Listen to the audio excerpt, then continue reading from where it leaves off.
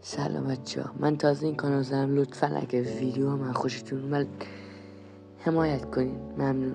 مثل همه ویدیوهای اینا همه ماینکرافتی، هم فکتی داریم اینجا، هم آموزشی، هم هاردکور سری داریم.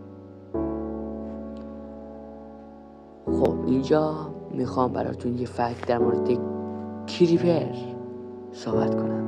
میدونستی کریپر یه اشتباه بود؟ سازنده ماینکرافت میخواسته یه خوب درست کنه، ولی یه اشتباه کوچیک توی کد باعث شده بدنش دراز بشه. همینجور کریپر معروف. تازه یه چیز جالب تر، اگه یه اسکلت به کریپر تیر بزنه دیسک دراپ میکنه. یعنی این کریپر، این هیولامون عاشق آهنگ بوده، موسیقی رو خیلی دوست داشته، ولی خوش به حالش. خب بچه اگر از این ویدیو خوشتون اومد لطفا لایک کنید، ممنون.